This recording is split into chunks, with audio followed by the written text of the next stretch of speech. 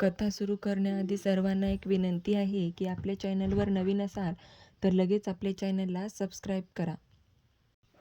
अनोळखी नातं भाग 21 आणि 22. रात्री जेवायला सगळेजण एकत्र जमले होते. समायरा तसेही धुसफुसत होती. तनू शांत होऊन जेवण करत होती. ती सगळ्याच्या स्वभावाचा अंदाज घेत होती. आर्यन आल्यापासून मॉम खुश होत्या. अलिशा तिच्या फ्रेंडकडे गेल्यामुळे ती नव्हतीच. सगळ्यांनी जेवण आवरलं आणि रूममध्ये निघून गेले. तनू तिला दिलेल्या रूममधील गॅलरीत उभं राहून सगळ्याचा विचार करत होती. आर्यन म्हणाला ते करणं खरंच खूप कठीण होतं.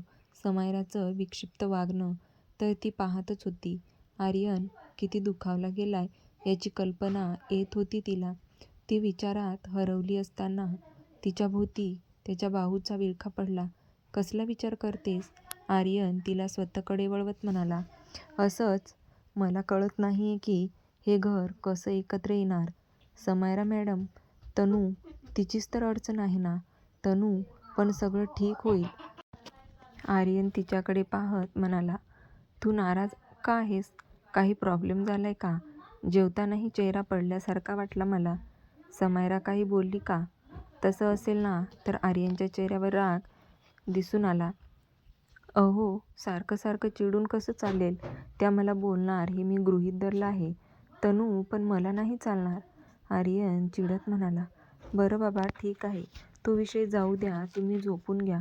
उद्या कामावर जायचे. तनू म्हणाली. झोपायलाच तर आलोय ना. आर्यनने तिला उचललं आणि आत घेऊन आला. अहो, तुम्ही तुमच्या रूममध्ये जाऊन झोपा. समायरा मॅम आल्या तर मी त्यांना घाबरत नाहीये. पण घरातल्यांना समजलं तर काय वाटेल? त्यांचा तरी विचार करायला हवा ना. ती त्याच्या मिठीतून सुटण्याचा प्रयत्न करत म्हणाली. उगाच धडपड करू नकोस. मी तुला सोडणार नाहीये ना इथून जाणार. मी रोज तुझ्यासोबत इथेच राहणार. आर्यन ठामपणे म्हणाला. आणि बाकीचे आले तर? तनूचा प्रश्न. ही तुझ्या शेजारची रूम आहे. ही तुझ्या शेजारची रूम आहे. ती आपली आहे. आणि या 2 रूमच्या मध्ये एक सिक्रेट दरवाजा आहे जिथून मी येऊ जाऊ शकतो. आर्यन डोळे मिचकावत म्हणाला. म्हणजे तुम्ही आता मला वाटलं या रूमची की तुमच्याकडे आहे म्हणून तुम्ही आलात. तनू आश्चर्य करत म्हणाली. इस घर में ऐसी बहुत सी चीजें हैं जो बस मुझे पता है. मला माहिती आहे तू आपल्या रूममध्ये राहू शकणार नाहीस म्हणून तुझ्यासाठी ही रूम रेडी करायला लावली मी. मी तुझ्याशिवाय राहू शकत नाही. मी या घरातून मध्यरात्री जरी गायब झालो तरी फरक पडणार नाही. पण तुझं तसं नाहीये. तू दिसली नाहीस तर गजब होईल. आर्यन तिला समजवत म्हणाला. तुम्ही खूप वेगळे आहात. म्हणजे अगदी फणसासारखे. वरून सक्त आणि आतून गोड. तनू हसत म्हणाली. खरंच गोड आहे मी. तो तिच्याकडे मिश्किलपणे पाहत म्हणाला. अहो, तुम्ही पण ना. तिने लाजून चेहरा फिरून घेतला. एक विचारू तनू? हं. तुम्ही माझ्याशी असं रागून का बोलतायत? किती चिडतायत तुम्ही माझ्यावर.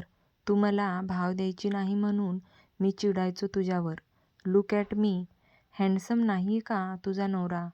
आर्यन चिडत म्हणाला. आहात तुम्ही हँडसम, पण मी साधी एम्प्लॉई आहे ना. मी थोडीच मोठमोठी स्वप्न पाहू शकते. तिला रोज नव्याने आर्यनचं नवं रूप पाहायला मिळत होतं. नाही तनू, तुझ्या सौंदर्यासाठी मी वेडा झालोय. इतना रहेम तो कर सकती हो ना तुम. तो तिच्याकडे मिश्किलपणे पाहत म्हणाला.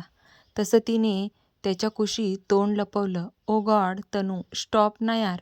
तू अशी सतावत राहिलीस ना तर बिलकुल दूर ठेवणार नाही तुला. आर्यन तिचा चेहरा समोर आणत म्हणाला. तो तिच्या सलज्ज चेहऱ्याकडे पाहत होता. तिचे थरथरते ओठ, पापण्याची फडफड, ब्लश होत असणारे गाल आर्यनची हालत बेकार करत होते. कम ऑन, बघ ना इकडे Tanu. I am crazy for you शोना. Crazy for you. आर्यन तिच्या कपाळावर ओठ टेकवत म्हणाला आणि तिला कुशीत घेऊन झोपी गेला. आर्यन आणि तनू गाढ झोपले होते. रात्री 1:30-2च्या सुमारास तनूच्या रूमवर नॉक झालं. 1-2 वेळा तिने दुर्लक्ष केलं. नंतर मात्र ती डोळे चोळत उठली. तनू, बाहेरून आवाज आला. समायराचा. आवाज ऐकून तनू गडबडली. तिने शेजारी पाहिलं. आर्यन गाढ झोपला होता. अहो अहो, उठताय ना. तनू त्याला हलवत म्हणाली. तनू झोपू दे ना. आर्यन तिला कुशीत घेत म्हणाला. अहो बहुतेक समायरा मॅडम दरवाजावर वाजवतायत. तुम्ही तुमच्या रूममध्ये जा ना. तनू काय कटकट आहे, ही बया सुखाने झोपू पण देत नाही. आर्यन चिडत उठला. प्लीज तुम्ही जा ना. तनूने त्याला हात धरून उठवलं आणि त्याच्या रूममध्ये पाठवलं. तिने स्वतःला नॉर्मल केलं आणि दरवाजा उघडायला निघून गेली. एवढा वेळ लागतो का दरवाजा उघडायला? समायरा तिच्यावर ओरडत म्हणाली.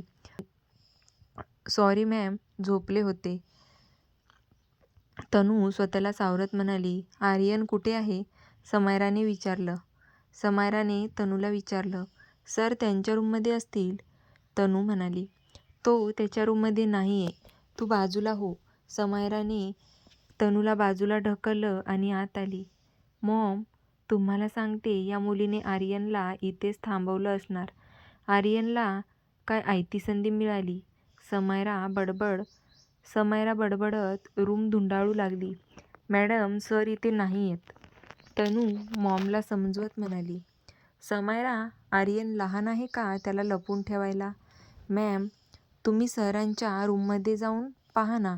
समायरा मॅम, तुम्हाला कसं समजलं? सर त्यांच्या रूममध्ये नाही आहेत ते. तुम्ही त्यांच्या रूममध्ये गेलेलात का? तनूने उलट सवाल केला. समायरा, तुला कसं समजलं आर्यन त्याच्या रूममध्ये नाही? ते आर्यन कसा आहे माहिती आहे ना तुम्हाला. त्याला रोज रात्री एक मुलगी हवी असते. तो समायरा मॅडम, प्लीज तुम्ही सरांची इमेज त्यांच्या मॉमच्या नजरेत खराब करताय. मान्य आहे सर थोडे बेहकतात, पण म्हणून ते वाईट आहेत असं नाही ना. त्यामागेही कारण असेलच. तनूला समायराचा राग येत होता. जास्त तोंड चालवलंस ना तर रात्रीत बाहेर फेकून देईल तुला.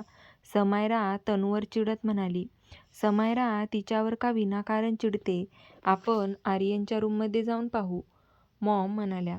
त्या समायराला घेऊन आर्यनच्या रूमकडे आल्या. त्यांनी दरवाजा वाजवून आर्यनला आवाज दिला. 2-3 मिनिटात त्याने दरवाजा उघडला. मॉम, तू काय झालं? एवढ्या रात्री तू इकडे काय करतेस? तब्येत बरी नाही आहे का? मी बरी आहे, मला वाटलं तू बाहेर गेलायस, मॉम म्हणाल्या. मॉम, आता तू माझ्यावर नजर ठेवत रात्रभर जागणार आहेस का? जाऊन आराम कर. आर्यन, तू होतास कुठे? त्या तनूच्या रूममध्ये ना. मी तुला मिस्टर इंडिया वाटलो का तिकडून गायब होऊन इकडे यायला? युजलेस कुठली. मी माझ्या रूममधून बाहेर आलो म्हणजे इथेच असणार ना. तनूच्या रूममध्ये काय करणार? आणि सगळ्यात महत्त्वाचं म्हणजे मी कुठे जायचं, कुठे राहायचं ते मी ठरवणार. तू कोण माझ्यावर लक्ष ठेवणारी? आर्यनने चिडत विचारलं. त्याचा चिडकू मोड ऑन झाला. तसं मॉम पटकन समायराकडे वळल्या. समायरा, मला वाटतं तू तुझ्या रूममध्ये जाऊन झोप, खूप उशीर झालाय. मॉम समायराला घेऊन बाहेर आल्या. त्या तिला खाली तिच्या रूमकडे घेऊन गेल्या. आर्यनने त्याचा दरवाजा बंद केला आणि तनूकडे निघून आला. तुम्ही, अहो मॅडम आल्या तर.